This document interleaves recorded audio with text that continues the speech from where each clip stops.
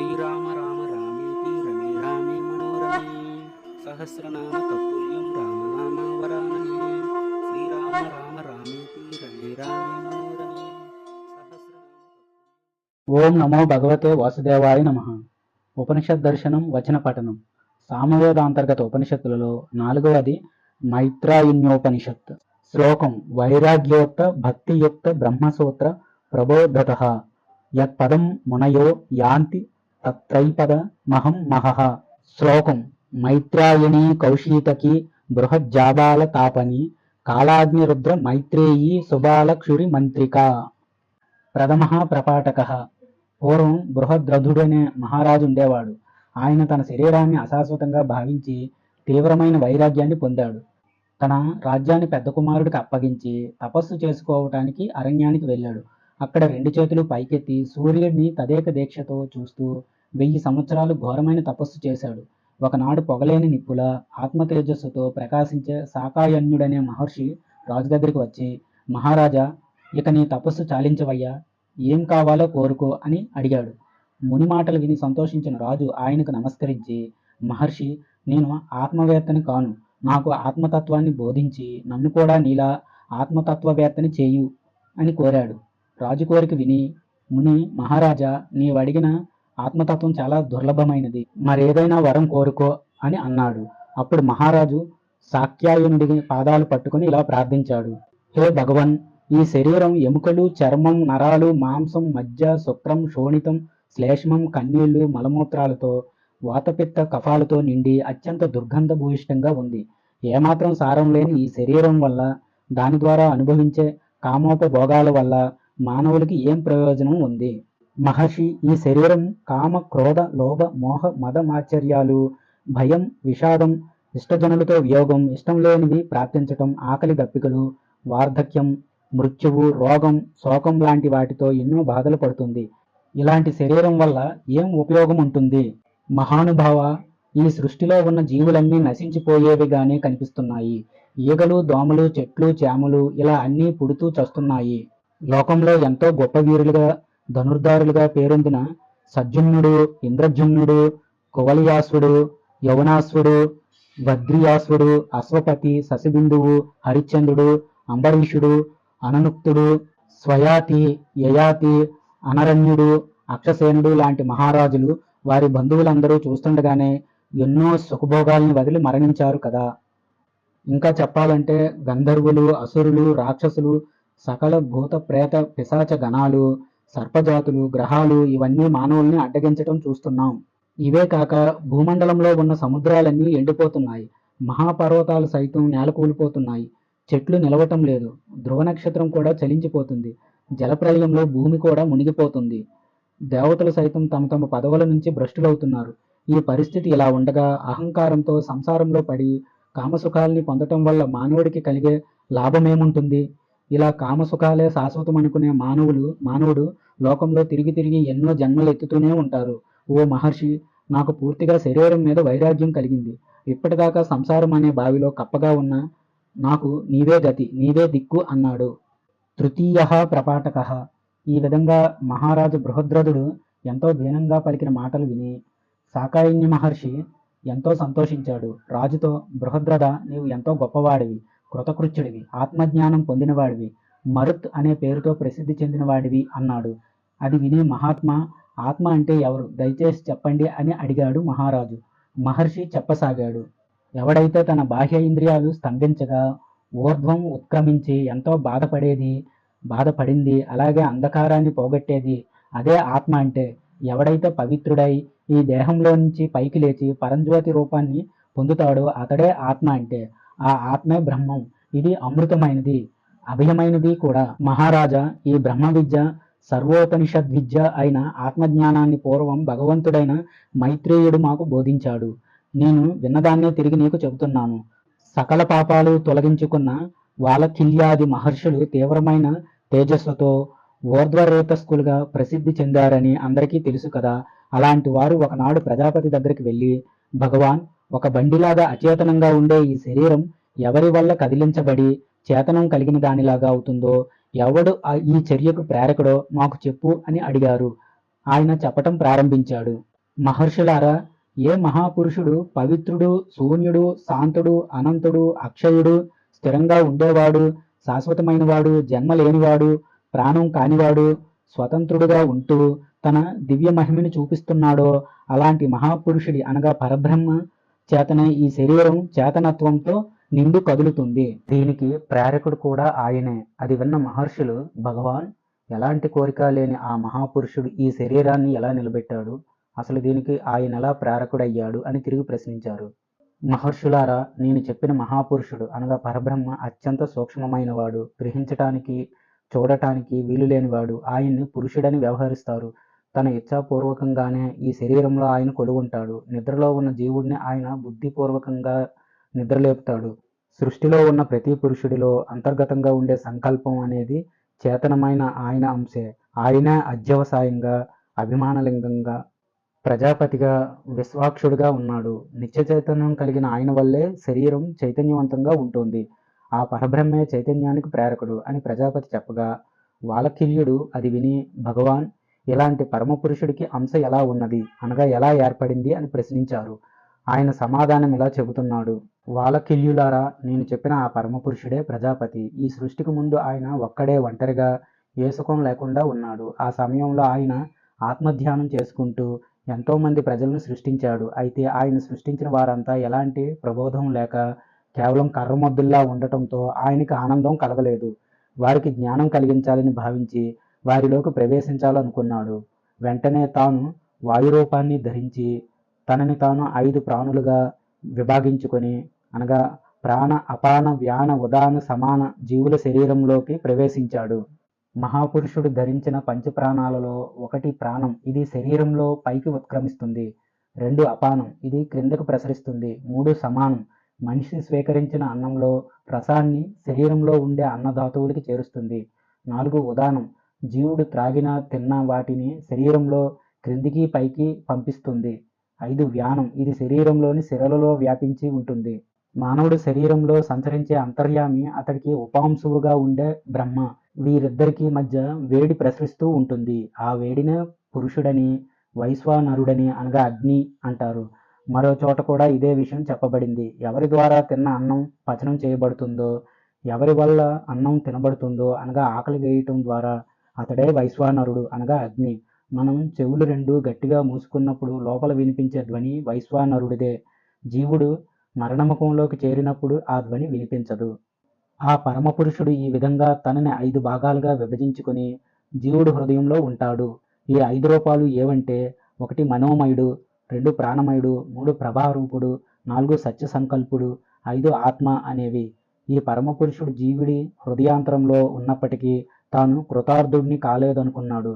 అందుకే తాను ధరించిన 5 రూపాల్ని భేదించుకొని బయటికి వచ్చి పంచకిరణాలతో విషయ సుఖాలని అనుభవించాలనుకున్నాడు.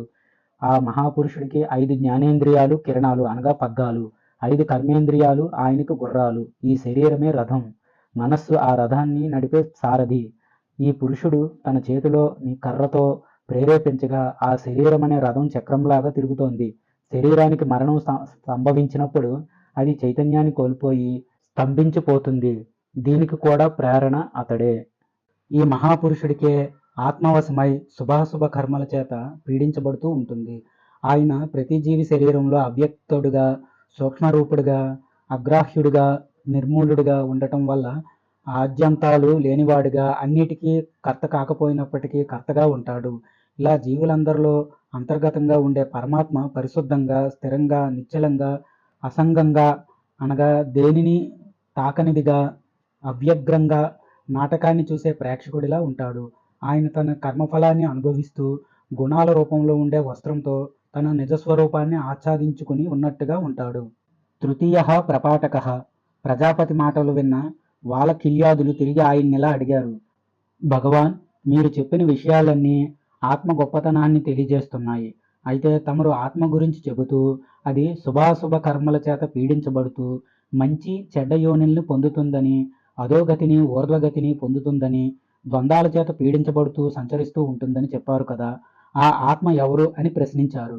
వాలకిల్యాదులారా, మీరు అడిగినట్టు పరమాత్మ కాకుండా భూతాత్మ కూడా ఒకటి ఉంది. ఎవరైతే శుభాశుభ కర్మలతో పీడించబడుతూ మంచి చెడ్డ యోనుల్లో జన్మిస్తూ ఊర్ధ్వ అధోగతులలో గతుల పాలవుతుంటారో, ద్వంద్వాల చేత పీడించబడుతూ సంచరిస్తూ ఉంటాడో వాడే భూతాత్మ. అతని గురించి చెబుతున్నా వినండి. భూత అనే శబ్దానికి పంచభూతాలు, పంచతన్మాత్రలు అని అర్థం. ఈ రెండూ కలిసిందే శరీరం. అలాంటి ఈ శరీరమే భూతాత్మ. తామరాకు మీద నీటి బిందువులాగా శరీరంలో ఆత్మ ఉంటుంది. ఆ ఆత్మ ప్రకృతి అనగా మాయ గుణాలతో పీడించబడటం వల్ల మానవుడు మూర్ఖుడవుతున్నాడు. అందువల్లనే తనలోనే కొలువై ఉన్న పరమాత్మని చూడలేకపోతున్నాడు. దుర్గుణాల చేత అతడు అనగా జీవుడు తప్పించబడుతూ కలుషితుడై, స్థిరత్వం లేనివాడై, చంచల స్వభావుడై, ఆశతో కోరికలతో నిండిపోయి అభిమానత్వాన్ని అనగా అహంకారాన్ని పొందుతున్నాడు. ఇది నాది, నేనే గొప్ప అని భావిస్తూ తనని తానే కట్టుకుంటున్నాడు అనగా బంధించుకుంటున్నాడు. వలలో పక్షి చిక్కిన విధంగా తాను చేసిన కర్మఫలాలనే వలలో చిక్కుకొని అక్కడే పరిభ్రమిస్తూ ఉంటాడు. వాలకిల్యులారా, ఈ విషయమే మరో చోట కూడా చెప్పబడింది. కర్మలు చేసే కర్త ఎవడైతే ఉన్నాడో అతడే భూతాత్మ.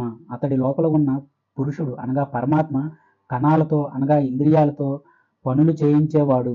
ఎలాగైతే నిప్పులో బాగా కాలిన ఇనుపగోళం కుమ్మరులు కొట్టేసరికి ఎలా ముక్కలవుతుందో అదేవిధంగా ఈ భూతాత్మ అంతఃపురుషుడైన పరమాత్మతో నిండిపోయి గుణాల చేత కొట్టబడి వివిధ రకాలుగా మారుతుంది.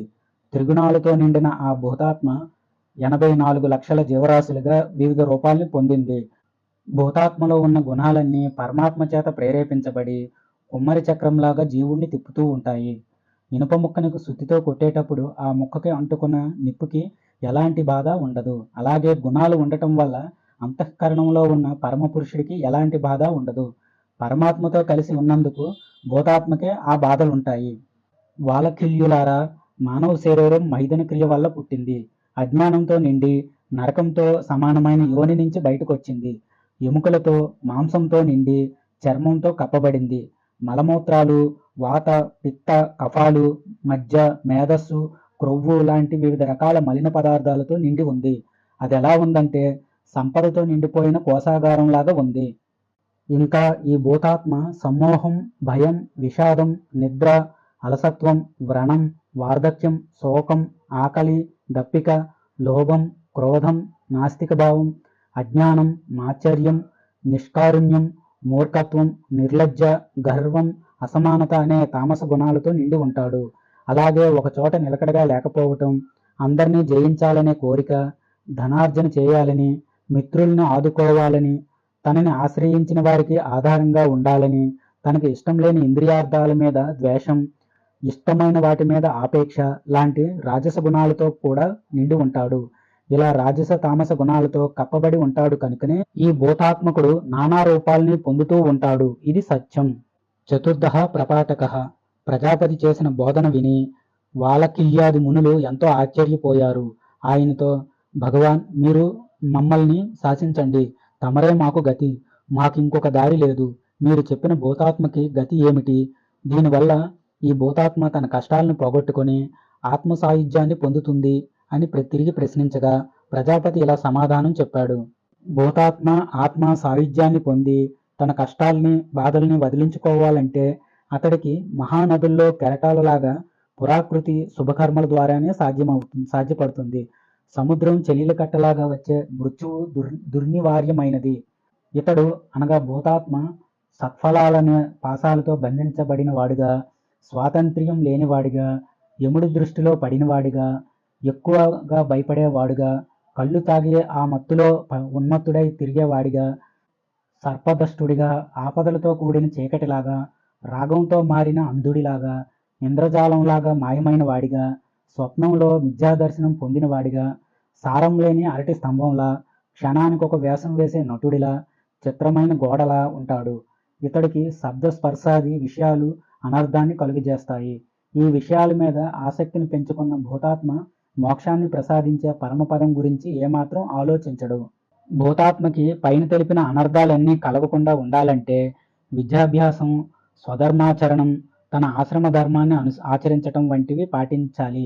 ఇదే ఆ అనర్థాలకి అతడు చేయాల్సిన ప్రక్రియ. ఇలా చేయటం ద్వారా అతడు ఉత్తమమైన ఊర్ధ్వలోకాలకి చేరుకుంటాడు. ఇలా కాక అతడు విషయాసక్తుడైతే అధపాతాళానికి చేరుకుంటాడు. ఇక స్వధర్మం అంటే వేదాలలో చెప్పబడిందే. స్వధర్మాన్ని ఆచరించినంత మాత్రాన అతడు ఆశ్రమవంతుడు కాలేడు. ఎవడైతే ఆశ్రమంలో ఉంటూ ధర్మాచరణ చేస్తాడో అతడే తపస్విగా పిలువబడతాడు. తపస్సు చేయని వాడికి ఆత్మజ్ఞానం లభించదు. అతడు చేసే కర్మకి పవిత్రత ఉండదు. తపస్సు చేయటం వల్ల సత్వబుద్ధి అనగా సాత్వికత కలుగుతుంది. ఆ సత్వం నుంచి మనసు, ఆ మనసు ద్వారా ఆత్మ పొందబడుతుంది. ఇలా ఆత్మప్రాప్తి పొందిన జీవుడికి నివృత్తి ఉండదు అనగా మోక్షం పొందుతాడు. ఎలాగైతే కట్టెలు లేని అగ్ని తనలో తానే ఉపశమిస్తుందో అదే విధంగా చిత్తవృత్తి క్షయమైపోగా ఆ చిత్తం కూడా ఉపశమిస్తుంది. అలా ఉపశమించిన మనసుకు ఇంద్రియార్థాలన్నీ సత్యకాములవుతాయి. అయితే మూర్ఖుడి ఇంద్రియార్థాలు మాత్రం కర్మవశమైపోతాయి. మానవుడికి చిత్తమే ఒక సంసారం లాంటిది కనుక ఆ చిత్తాన్ని జాగ్రత్తగా ప్రయత్నించి పరిశోధించాలి.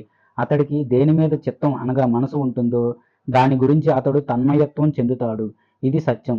చిత్తం గనుక నిర్మలంగా ఉంటే అది శుభాశుభ కర్మల్ని పోగొడుతుంది. ఇలా తన ఆత్మని నిర్మలంగా ప్రశాంతంగా ఉంచుకున్నవాడు ఆత్మలోనే ఉండి అనంతమైన సుఖాన్ని ఆనందాన్ని పొందుతాడు. మానవుడి చిత్తం విషయ సుఖాల మీద ఆసక్తి పొందినట్టు ఆ పరబ్రహ్మ మీద కూడా ఆసక్తిని పొందితే అతడు బంధాల నుంచి ఎందుకు విముక్తి పొందలేడు? మనసు రెండు విధాలుగా ఉంటుంది.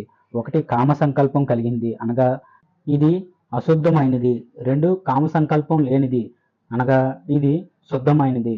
మానవుడు తన మనసును నిశ్చలంగా నిర్మలంగా ఉంచుకొని అమనీ భావాన్ని ఎప్పుడు పొందుతాడో అప్పుడే అతడు పరమపదాన్ని చేరుకుంటాడు. విషయ సుఖాల మీద ఆసక్తి నశించిపోయే వరకు తన మనస్సుని నిగ్రహించుకోవాలి. దీన్నే జ్ఞానం అంటారు. ఇదే మోక్షం కూడా. ఇక మిగిలిన విషయమంతా గ్రంథ విస్తరణ కోసం చెప్పిందే. సమాధి స్థితి ద్వారా తన చిత్తంలోని మలినాన్ని పోగొట్టి దాన్ని ఆత్మలో నిక్షేపిస్తే అనంతమైన సుఖం జీవుడికి లభిస్తుంది. దాన్ని మాటల్లో చెప్పటం సాధ్యం కాదు. స్వయంగా అనుభవించి తెలుసుకోవలసిందే. నీళ్లు నీళ్లలో, అగ్ని అగ్నిలో, ఆకాశం ఆకాశంలో వేరువేరుగా ఎలా గుర్తించబడదో అలాగే అంతర్గతమైన అనగా ఆత్మలో కలిసిన చిత్తం గల పురుషుడు ఆత్మతో అభేదాన్ని పొంది ముక్తుడవుతాడు. ఇలా మానవులకి కలిగే బంధాలకి మోక్షానికి కారణం వారి మనసే. విషయాల మీద ఆసక్తి కలిగిన మనసు వారికి బంధాలను కలిగిస్తే విషయ సుఖాల మీద విరక్తి కలిగిన మనసు వారికి మోక్షాన్ని అందిస్తుంది. ఇక్కడ కౌత్యాయిని స్థుతి ఇలా చేయబడింది. నీవే బ్రహ్మవి, నీవే విష్ణువివి, రుద్రుడివి, ప్రజాపతివి, అగ్నివి, వరుణుడివి, వాయువువి, ఇంద్రుడివి, చంద్రుడివి, మునివి, యముడివి, భూమివి, అచ్యుతుడివి, విశ్వేశ్వరుడివి, విశ్వాత్మవి, విశ్వకర్ముడివి, విశ్వబుక్కువి, విశ్వమాయుడివి, విశ్వక్రీడారతివి అయిన నీకు నమస్కారం. అలాగే శాంతాత్ముడివి, గుహ్యతుముడివి, అచుంత్యుడివి, అప్రమేయుడివి, అనాది నిధనుడివి అయిన నీకు నమస్కారం. పూర్వం తపస్సు అనగా అంధకారం ఒకటే ఉండేది. అది మరో దానితో ప్రేరేపించబడి ఒక విషయంగా రూపొందింది. అదే రజస్సు. ఆ రజస్సు ప్రేరేపించబడి తమస్సుగా మారింది. తిరిగి ఆ తమస్సు ప్రేరేపించబడి సత్వరూపాన్ని పొందింది. ఆ సత్వం ప్రేరేపించబడి రసంగా మారింది. ఈ అంశమే చేతనత్వం పొంది ప్రతి పురుషుడిలో సంకల్ప, అధ్యవసాయ, అభిమాన చిహ్నాలు కలిగి క్షేత్రజ్ఞుడిగా ఉంది. ప్రథమంలో ఉన్నవాడు ప్రజాపతి. ఆయన దివ్య శరీరమే బ్రహ్మ రుద్రుడు. ఆయనలోనే అనగా ప్రజాపతిలో రాజసాంశ బ్రహ్మగా, తామసాంశ రుద్రుడిగా, సాత్వికాంశ శ్రీ మహావిష్ణువుగా రూపొందాయి. ఆ ప్రజాపతి ఒకడుగా, ముగ్గురుగా, 8, 11, 12 విధాలుగా ఇంకా ఎన్నో విధాలుగా ఆవిర్భవించి అన్ని భూతాల్లోకి కొలివుండి సంచరిస్తున్నాడు. అలా ఆయన అనగా ప్రజాపతి లేదా పరమాత్మ సృష్టిలో ఉన్న సకల భూతాలకి అధిపతిగా ఆత్మలోపల బయట అంతటా ఉన్నాడు. పంచమహా ప్రపాఠక. ఆత్మపురుషుడు అనగా పరమాత్మ తనని తాను రెండు విధాలుగా భరిస్తున్నాడు. ఒకటి ప్రాణం, రెండు ఆదిత్యుడు అని. ఈ ప్రాణం, ఆదిత్యుడనే రెండు తిరిగి 5 విధాలుగా అనగా పంచభూతాలుగా మారాయి. ఉదయం రాత్రి అనేవి సూర్యుడికి బహిరాత్మ అంతరాత్మలు. ప్రాణం అనేది బహిరాత్మ గతి ద్వారా అంతరాత్మ అని ఊహించబడుతుంది. అయితే విద్వాంసుడైన వాడు, ఎలాంటి పాపం లేనివాడు, అధ్యక్షుడు, మంచి మనసు కలిగినవాడు, నిష్ఠతో ఉండేవాడు తన జ్ఞానచక్షువుతో అంతరాత్మగా మారి దాని ద్వారా బహిరాత్మ గతిని ఊహిస్తాడు. సూర్యుడి అనగా ఆదిత్యుడిలో ఉండే హిరణ్మయ రూప పురుషుడు నన్ను అనగా పరమాత్మని హిరణ్మయుడిలాగా చూస్తాడు. అలా చూసేవాడే హృత్పుష్కరాన్ని ఆశ్రయించి అన్నాన్ని భుజిస్తున్నాడు. ఎవడైతే జీవుడి లోపలున్న హృత్పుష్కరాన్ని ఆశ్రయించి అన్నాన్ని భుజించే భోక్తగా ఉన్నాడో అతడే అగ్ని. ఇక సూర్యుడు ఆకాశాన్ని ఆశ్రయించుకుని కాలం అనే పేరుతో అదృశ్యుడై అన్ని భూతాల అన్నాన్ని తాను భుజిస్తున్నాడు. ఇక పుష్కరం ఏది అంటే ఆకాశమే పుష్కరం. దానికి ఆధారంగా 4 దిక్కులు, 4 ఉపదశలు ఉన్నాయి. వీటికి క్రిందగా ఉన్నది అగ్ని, వేరుగా ఉన్నది ప్రాణం, ఆదిత్యుడు. మానవుడు వీటిని ఉపాసించాలి. ముందుగా ఓం అనే అక్షరంతో, తర్వాత వ్యాహృతుల అనగా భూహ, భువహ, సువహతో సావిత్రి, గాయత్రి మంత్రాలతో ఉపాసించాలి. పరబ్రహ్మకి 1 మూర్తం, 2 అమూర్తం అని 2 రూపాలుంటాయి. వీటిలో మూర్తం అనగా మూర్తితో అనగా ఆకారంతో ఉండే రూపం అసత్యం. అమూర్తం అనగా ఆకారం లేని స్వరూపం సత్యం. దీన్నే పరబ్రహ్మ అంటారు. ఈ పరబ్రహ్మ జ్యోతి, ఆదిత్యుడు, ఓంకారాత్ముడు కూడా. ఆయన తనని తాను 3 విధాలుగా విభజించుకున్నాడు. ఓం అనే 3 మాత్రలుగా అనగా ఆ, ఊ, మ వీటితోనే ఈ ప్రపంచమంతా ఓతప్రోతమై అనగా పొడుగు పేకల్లాగా ఉంది. కనుక ఆదిత్యుడిని అనగా సూర్యుడిని ఓంకారంతో ధ్యానించి ఆత్మలో కలపాలి. ఇక్కడ ఉద్గీతం ప్రణవం అనగా ఓంకారంగా, ఓంకారమే ఉద్గీతంగా చెప్పబడింది. ఆదిత్యుడే ఇక్కడ ఉద్గీతం, అతడే ఓంకారం. ఇలా ఓంకార స్వరూపుడిగా ఉన్నవాడిని నామరూపుడని, ప్రణీతని, నిద్ర లేనివాడిని, వార్ధక్యం లేనివాడిని, మృత్యువు లేనివాడిని, శరీరంలో కొలువున్నవాడిని అనగా పరమాత్మని తిరిగి 5 విధాలుగా చెబుతున్నారు. 1 ఆకాశం, 2 గాలి, 3 నీరు, 4 నిప్పు, 5 ఆకాశం అని. ఇలా 5 రూపాలతో ఊర్ధ్వమూలుడుగా, జ్ఞేయుడుగా ఉన్నవాడే ఆ పరబ్రహ్మ. ఓం అనే అక్షర స్వరూపుడు ఆదిత్యుడు కనుక ఓంకారాన్ని ఎప్పుడూ ఉపాసించాలి. పరమపుణ్యప్రదమైన ఈ ఓంకారం అనే అక్షరాన్ని తెలుసుకున్నవాడు ఏది కోరుకుంటే అది ప్రాప్తిస్తుంది. ఈ ఓంకారం పరబ్రహ్మ శరీరం. ఇది స్త్రీలింగ, పుల్లింగ, నపవంసకలింగం అనే 3 లింగాలుగా కలిగిందిగా. అగ్ని, వాయువు, సూర్యుడు అనే కాంతి కలిగిందిగా. బ్రహ్మ, విష్ణువు, రుద్రుడు అనే అధిపతిగా. దక్షిణాగ్ని, ఆహ్వనీయాగ్ని అనే ముఖం కలిగిందిగా. రుక్కు, యజస్సు, సామవేదాలనే జ్ఞానం కలిగిందిగా. భూహ, భువహ, సువహ అనే వ్యాహృతులతో లోకవతిగా. భూత, వర్తమాన, భవిష్యత్తులనే కాలస్వరూపంగా. అగ్ని, సూర్యుడు అనే ప్రతాపవంతులుగా. అన్నం, నీరు, చంద్రుడు అనే జలపతిగా. బుద్ధి, మనస్సు, అహంకారం అనే చేతనత్వం కలిగిందిగా. ప్రాణం, అపానం, వ్యానం అనే ప్రాణస్వరూపంగా ప్రస్తోతగా చెప్పబడింది. ఈ ఓం అనే అక్షరమే సత్యకామ పరంగా, అపరంగా కూడా ఉంటుంది. పూర్వం ప్రజాపతి తదైక దీక్షతో తపస్సు చేసి భూర్భవ స్వహ అని పలికాడు. ఆయన పలికిన మాటలే వ్యాహృతులు. అవే ఆయన శరీరం. ప్రజాపతి పలికిన మాటల్లో భూహ భూలోకం అనేది ఆయన పాదాలు కాగా, భువహ అనే భువర్లోకం ఆయన నాభిస్థానం కాగా, అలాగే స్వహ అనే స్వర్లోకం ఆయన శిరస్సుగా ఉంటాయి. ఆ ప్రజాపతికి ఆదిత్యుడు కళ్ళుగా అమిరాడు. ఆ చక్షువులు సత్యస్వరూపాలు. ఆ కళ్ళలో ఉన్న పురుషుడే సర్వార్థాలలో పలికేవాడు. కనుక ఆయన్ని భూర్భవ స్వాహ అని ఉపాసించాలి. ఇక అన్నం అనేది ప్రజాపతి స్వరూపం. ఆయన్ని విశ్వాత్ముడిగా, విశ్వచక్షువుగా ఉపాసించాలి. ఇదే ప్రజాపతి విశ్వభృత శరీరం. ఈ శరీరంలోనే ఈ విశ్వం మొత్తం అంతర్హితంగా ఉంది. అలాగే విశ్వం మొత్తంలో ఆయన శరీరం కూడా అంతర్హితంగా ఉంది. కనుక ఈ శరీరాన్ని శ్రద్ధగా ఉపాసించాలి.